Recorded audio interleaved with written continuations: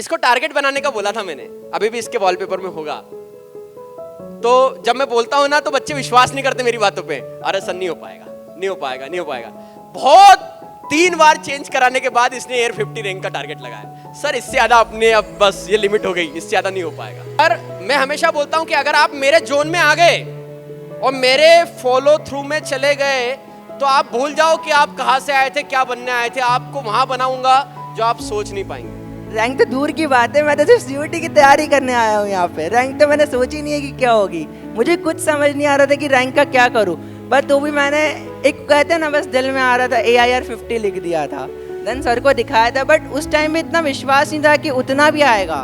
But जिस दिन जब CUT DAVV का रिजल्ट आया और जब मैंने देखा कि मेरी AIR 8 रैंक आई है, तब मुझे सच में विश्वास नहीं था कि लिटरली मैंने लाइफ में इतने फेलियर्स देखे हैं ना और सबके ताने सुने हैं, बट कभी ऐसी वैल्यू नहीं मिली जो आज मुझे स्टेज पे सर के थ्रू मिल रही है, सर के कोचिंग के थ्रू मिल रही है।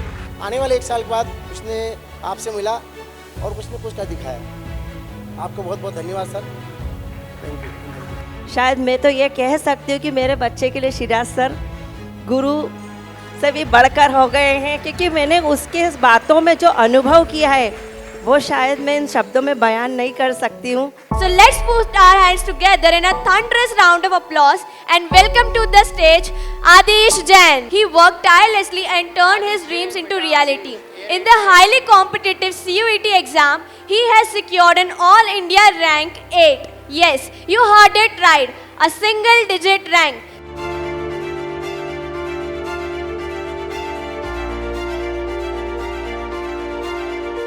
भैया ने प्रिपरेशन करी थी IIT की।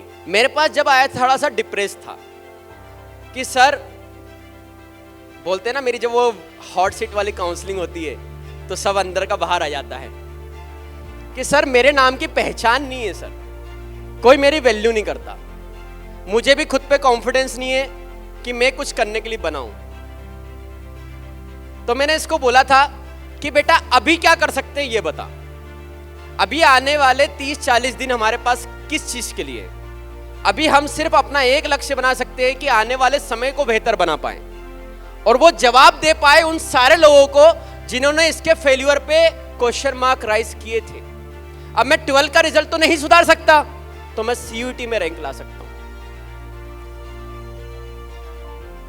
इसको टारगेट बनाने का बोला था मैंने, अभी भी इसके वॉलपेपर में होगा। तो जब मैं बोलता हूं ना तो बच्चे विश्वास नहीं करते मेरी बातों पे। अरे सर नहीं हो पाएगा, नहीं हो पाएगा, नहीं हो पाएगा। बहुत 3 बार चेंज कराने के बाद इसने एयर 50 रैंक का टारगेट लगाया। सर इससे ज्यादा अपने अब बस ये लिमिट हो गई, इससे ज्यादा नहीं हो पाएगा।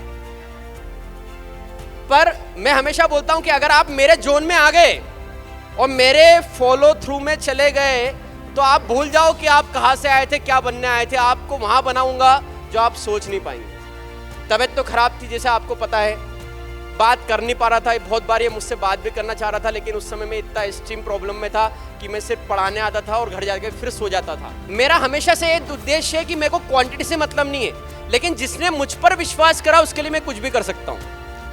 इन 7-8 बच्चों ने मुझ पर विश्वास करा, तो मैंने ये सोचा था कि तबीयत कितनी भी खराब हो जाए लेकिन मैं इनके लिए वो करूंगा जो इन्होंने नहीं सोचा था। और इस बार का जो रिजल्ट था ना, वो मेरी भी उम्मीद से बेटर आया। मैंने सिंगल डिजिट रैंक जो मेरा बहुत सालों का सपना था वो इस बार इसके थ्रू करके दिखाया।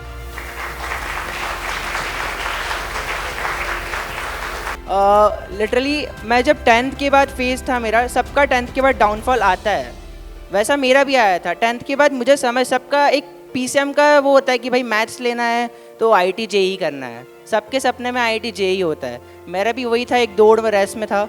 जैसे ही मैं सबसे मेरी वीकनेस क्या है, मैं अपने मम्मा पापा के बिना नहीं रह पाता हूँ और आज भी मुझे वो चीज़ खलती है। मैं आज इंदौर में हूँ बट दिन ब दिन मुझे अपने माँ पापा की याद आती है, बट उस चीज़ को मैंने एक्सेप्ट कर लिया है कि मुझे रहना पड़ेगा उनके बिना।